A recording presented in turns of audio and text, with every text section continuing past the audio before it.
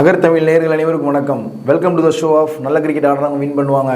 S, நேற்று நம்ம பார்த்தோம் இந்தியா விசஸ் பாகிஸ்தான் மேட்ச். நம்ம வந்து பேட்டிங் ஸ்குவாடை பற்றி பேசுறதுக்கு முன்னாடி நம்மளோட பேட்டிங் பெர்ஃபார்மன்ஸ் பற்றி பேசுறதுக்கு முன்னாடி நேற்று நம்மளுடைய பவுலிங் பெர்ஃபார்மன்ஸ் பற்றி பேச வேண்டியது இருக்குது. நான் பும்ரா வந்து 4 ஓவர் போட்டு 14 ரன் தான் கொடுத்து 3 விக்கெட்ஸ் எடுத்திருக்காரு.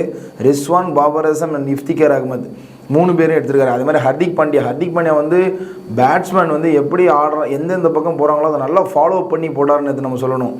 4 ஓவர் போட்டு 24 ரன்னு 2 விக்கெட் எடுத்திருக்காரு. ஷாதப் கான் அண்ட் ஃபாகர் ஜாமன் 2 பேருமே விலகி ஆடுறதுக்கு ட்ரை பண்ணாங்க. பவுன்சரால் அவங்கள ஃபாலோ பண்ணியே பவுன்சர் போட்டு விக்கெட் எடுத்தார்.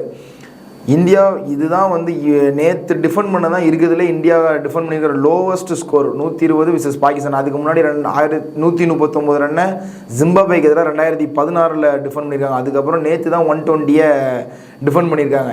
நேற்று நம்மளுடைய ஓவராலாக பவுலிங் ஸ்குவாடாக தான் நம்மளுடைய பெர்ஃபார்மன்ஸ் ரொம்ப பெஸ்ட்டுன்னு சொல்லணும். ஏன்னா ஃபஸ்ட்டு 15 ஓவர்ஸ் இருந்தாலும் அந்த 16, 17, 18, 19, 20 அந்த லாஸ்ட் 5 ஓவர்ஸ் வந்து உண்மையிலே ரொம்ப சூப்பராக போட்டாங்கன்னு சொல்லணும்.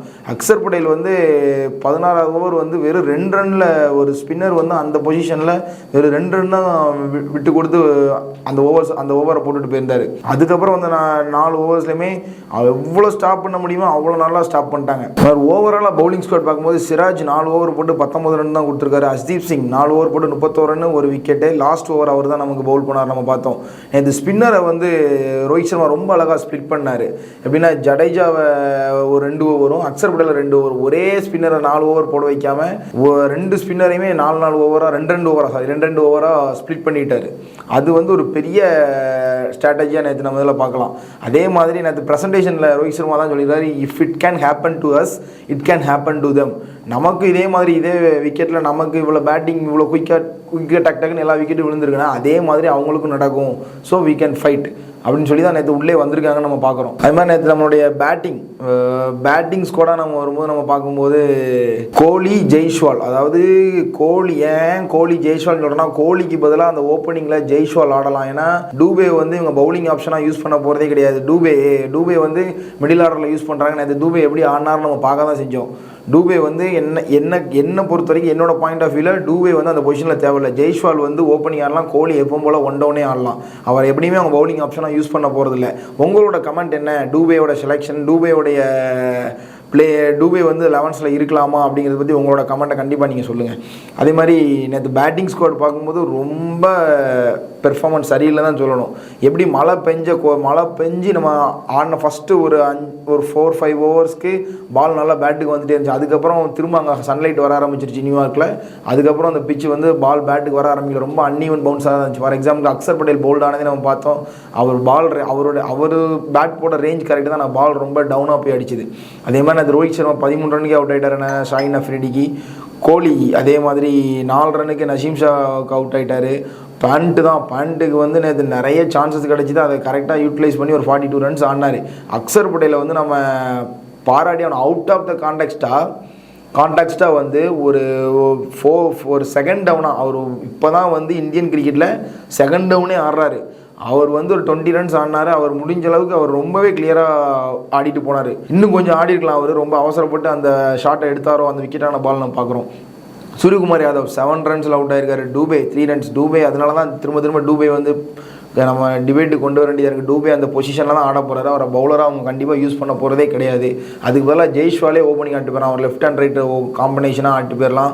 விராட் கோலிக்கு வந்து ஒரு ப்ரெஷர் இருக்குதோ அப்படின்னு நம்ம பார்க்குறோம். ஏன்னா அவர் எப்போவுமே 1 டவுன் வந்து ரொம்ப ஈஸியாக ஆடுவார். அவரை திரும்ப ஓப்பனிங் ஆட வச்சு ஒரு ப்ரெஷர் அவர் மேலே பில்டப் ஆகுதோ அப்படின்னு நம்ம பார்க்குறோம். பாண்டியா 12 பாலுக்கு 7 ரன் தான்.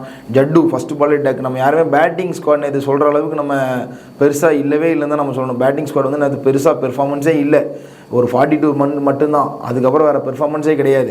ரொம்ப ஈஸியாக பாகிஸ்தான் வின் பண்ணிடுவாங்க அப்படின்னு சொல்லி அவங்க பிளான் பண்ணாங்க பாகிஸ்தான். ஆனால் அது நடக்கலை. அது மாதிரி இந்தியாவோட பேட்டிங் நம்ம நேற்று சொல்லும்போதே 12, 13, 14, 5, 15, 12, 13, 14, 15 இந்த 5 ஓவரில் 4 ஓவர்ஸில் 8 ரன், வெறும் 8 ரனுக்கு 4 விக்கெட் கொடுத்துருக்காங்க. எவ்வளோ ஒஸ்ட்டான அந்த ஓவர்ஸ்னு பாருங்கள். பவுலிங் ஸ்குவாடாகவே பாகிஸ்தான் நல்ல பெஸ்ட் பெர்ஃபார்மன்ஸ் பண்ணியிருந்தாங்க. பேட்டிங் ஸ்குவாடாக வந்து 119 ரன்ஸை கூட இன்னொன்று ரன்ஸ் கூட சேஸ் பண்ண முடியல அப்படின்னா நம்ம எப்படின்னு பார்க்குறோம். இப்போ இதனால என்ன இருக்குது அப்படின்னா திரும்பவும் பாகிஸ்தானுக்கு ஒரு ட்ரபிள் தான். நம்ம ஏற்கனவே போன வீடியோவில் நம்ம சொன்ன மாதிரி தான் யூஎஸ்ஏ பாகிஸ்தானை பீட் பண்ணதுக்கு நம்ம வீடியோவில் போக சொல்லியிருப்போம். அதே மாதிரி தான் இன்னுமே சான்சஸ் சூப்பர் 8க்கான சான்சஸ் ரொம்ப லோவாகிடுச்சு. இப்போ ஈஸியாக ஒரு மேட்ச் யூஎஸ்ஏ வந்து இந்தியா கூட இருக்கிற ஒரு மேட்சோ இல்லை அயர்லாண்டு கூடயோ இந்தியா மேட்ச் அவங்க வின் பண்ணுறது ரொம்ப கஷ்டம் தான். ஆனால் அதுவுமே ஒரு நல்ல மேட்சாக இருக்கும் அப்படின்னு நம்ம எதிர்பார்க்கலாம். ஏன்னா யூஎஸ்ஏ வந்து நல்ல கிரிக்கெட் ஆடிட்டு இருக்காங்க லாஸ்ட் 2 மேட்சாகவே. இப்போ அயர்லாண்டை வந்து ரொம்ப ஈஸியாக வின் பண்ணிட்டாலே போதும். ஏன் லாஸ்ட் 2 மேட்சையுமே யூஎஸ்ஏ தோத்தா கூட யூஎஸ்ஏவை அந்த போல இருக்கிற வேறு யாருமே தோத்தாலும் கூட கம்மியான ரன் ரேட்டில் பாகிஸ்தானை விட நல்ல ஒரு ரன் ரேட்டில் இருந்தாங்கன்னா பாகிஸ்தான் வரப்போகிற 2 மேட்சும் கனடா கூடயும் அயர்லாந்து கூட இருக்கிற மேட்சை வின் பண்ணாலுமே பாகிஸ்தானுக்கான சூப்பர் 8 சான்சஸ் ரொம்ப கம்மியாச்சு. இந்தியாவுக்கான சூப்பர் 8 சான்சஸ் ரொம்ப பிரகாசமாக இருக்குது. ஈஸியாக எனக்கு தெரிஞ்சு சூப்பர் 8க்கு போயிடுவாங்க. பாகிஸ்தானுக்கான சான்சஸ் எப்படி சூப்பர் 8க்கு இருக்க போகுதுன்னு தெரியல. எனக்கு தெரிஞ்சு பாகிஸ்தான் உள்ளே வர்றதுக்கான சான்சஸ் ரொம்ப ரொம்ப ரொம்ப லோவாகிடுச்சு. வர மாட்டாங்க அப்படின்னு தான் நம்ம நினைக்கிறோம். அப்போ இன்னொரு சந்தர்ப்பத்தில் சந்திப்போம். தேங்க்யூ.